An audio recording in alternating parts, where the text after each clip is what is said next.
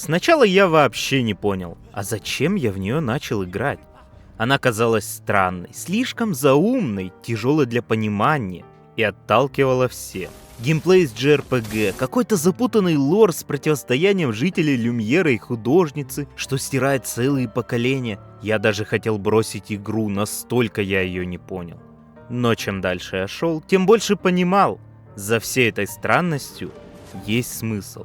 И теперь, после 2 прохождений и платины, я могу сказать, Expedition 33 не просто игра. Это зеркало, и если долго в него смотреть, увидишь не героев, а себя. Это игра, которая обличает нас, геймеров.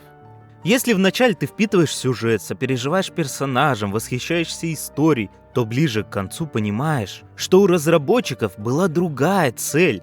Они хотели дать нам возможность взглянуть на самих себя со стороны. И все сюжетные арки, все геймплейные особенности сделаны неспроста. Все это ведет к одной точке, к исходу, к финалу игры, который не просто заканчивает историю, а заставляет задуматься над тем, кем ты являешься в настоящей жизни. И я благодарен друзьям, подписчикам и всем остальным, что меня заставили, смотивировали пройти этот путь до конца. Поначалу я вообще не был заинтересован игрой. Какие-то там инди-французы делают японскую РПГ, визуально она выглядит все реалистично, а кто-то ее еще и называл пошаговым соусом. Буквально все это было против, это отталкивало меня. Да, я за год до этого на презентации видел игру, сказал, что, в принципе, прикольно, и забыл. Но как только она вышла, о ней говорили буквально все вокруг. Мои друзья восхищались ей. Даже те, кто не любит соусы, те, кто ни во что не играет, кроме AAA, все вокруг ее хвалили. И я поддался. Да еще и как! Я взял игру в Стиме, был на каком-то кураже, мне хотелось о ней рассказывать, общаться, чтобы не оставаться на задворках всего этого хайпа. Но после поиграл несколько часов, и как же я ее возненавидел.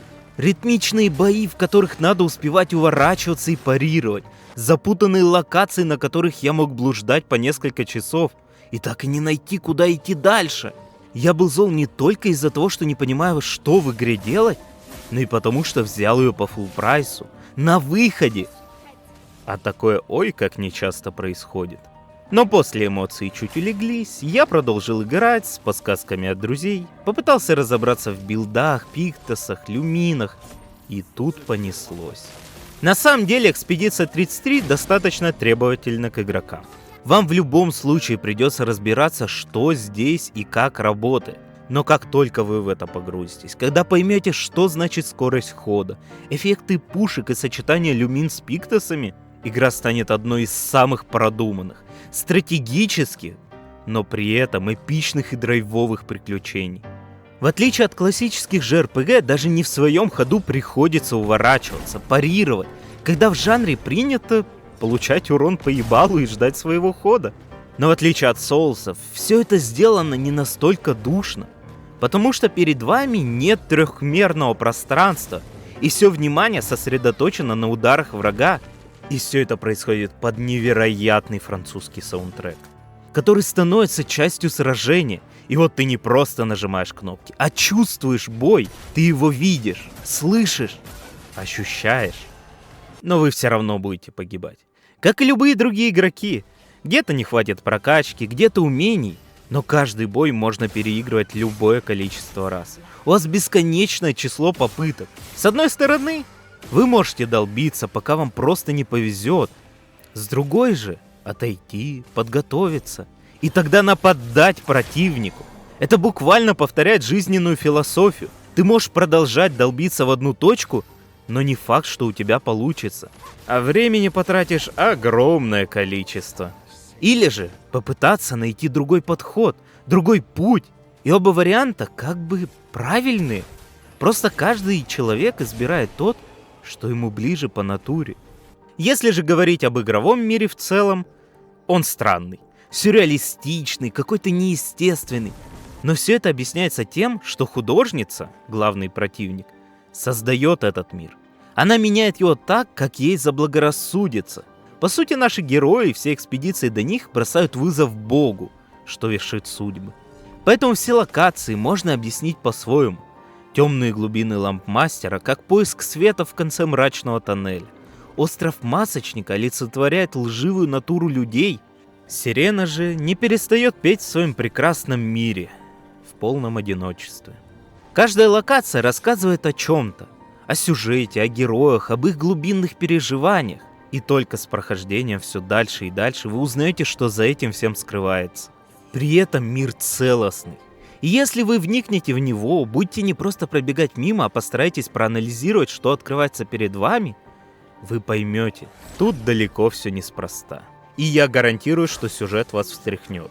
Expedition 33 рассказывает о потерях близких, о поиске смысла в умирающем мире, о том, почему надо быть честным не только с друзьями, но и с самим собой. Всего в игре 6 играбельных персонажей, которые очень сильно различаются в геймплейном плане. Есть те, кто заряжает удары, а есть те, кто превращается в существа-художниц. И разработчики не просто так сделали разнообразный геймплей. Это все связано с характерами героев, с их предысторией, философией и мотивацией. Когда вы все больше о них узнаете, они становятся настоящими людьми. Сильными, но слабыми. Умными, но глупыми. Собранными, но вспыльчивыми. Обычными людьми. Люна всегда хладнокровная, умеющая встряхнуть других, поставить их на ноги. Но она же является очень хрупкой внутри. Она постоянно ищет защиту. Сельф всегда на позитиве, подшучивает над всеми, но за этой маской скрывается тоска о прошлом. Ну а, например, про Версо и Маэль можно целый отдельный ролик делать. Но так как я ленивый, вы о них узнаете подробнее только после собственного прохождения. Правда, о кое-чем я вам все-таки скажу. О финале игры. Об истинном финале. Поэтому, если вы вдруг после предупреждения о спойлерах все же остались смотреть до сих пор, но не играли, советую вам выбрать другой видос. Или перелистнуть концовки на вот этот тайминг. Я говорил в начале, что Clair Obscur Expedition 33 — это игра, которая обличает нас, геймеров. И речь тут, конечно, идет о моей старой любимой теме — эскапизм. Вы уже знаете, что все происходящее в игре происходит в картине. В прямом смысле. Люна, Сиэль, Густав — это нарисованные персонажи, но не художницей, а тем, кто изначально рисовал на этом холсте, настоящим Версо. И все существа внутри придуманы кем-то из семьи Версо, кроме одной девчонки — Маэль, которая также является настоящим человеком, его сестрой Алисией. Я не буду углубляться в объяснение, в какой-то анализ. В данном контексте для меня наиболее интересна лишь одна сцена — финал игры, когда игроку в последний раз дается выбор, какую сторону принять, какой концовке он хочет следовать. С одной стороны, Маэль. Она защитила холст и хочет в нем оставаться, перерисовать его и жить в этом мире, где ее любят, где все вокруг счастливы, добры и только и делают, что веселятся. А с другой стороны, Версо. Нарисованный, выдуманный, ненастоящий персонаж. Но он уже давно осознал, что Маэль пришла из другого мира, что все его друзья — это выдумка. И Версо принимает решение уничтожить холст, чтобы Маэль его покинула, чтобы перестала жить в этой иллюзии и вернулась в настоящий мир. Да, это больно. Ведь там реальный Версо погиб, а Алисия потеряла возможность говорить. Но выдуманный брат почувствовал ответственность. Ведь смерть Версо стала причиной раскола в семье. Это не был эгоистичный поступок. Он хотел, чтобы семья его отпустила и обрела покой. И перед игроком встает выбор. Можно встать на сторону Маэль, и она останется фантазией, будет жить припеваючи, растворяясь в картине все сильнее. Или же выбрать выдуманного Версо, что уничтожит холст, который принес так много боли семье Алисии. По сути, разработчики дают выбор не просто игровой, а жизненный. Что выбираете вы? Жить в прекрасной иллюзии или жить темный, жестокий мир, но зато настоящий? На моей памяти это первое произведение, которое настолько ярко заставляет решать игрока не только судьбу персонажей, но и свою собственную. За это мне искренне хочется похвалить разработчиков. Я уже выпускал целых 2 ролика на эту тему на канале, но вот, наконец-то вышла целая игра, что заставляет о подобном задуматься. Когда я первый раз выбирал концовку, понял, что это не про героев, это про меня. Я тоже часто выбирал остаться в иллюзии, делать вид, что все нормально, что все делаю правильно, и вот-вот будет свет в конце. Но Версо считает иначе. И, наверное, впервые за долгое время я с ним согласился.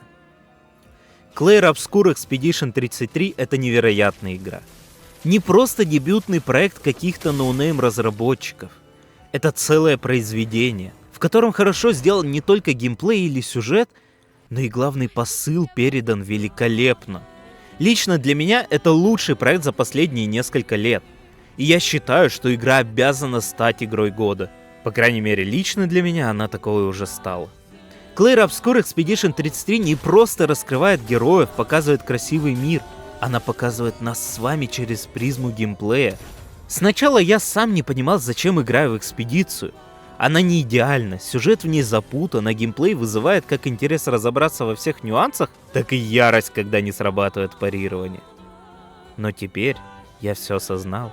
Это история о том, что однажды каждый делает выбор: остаться в вечном цикле или наконец позволить себе выйти из него.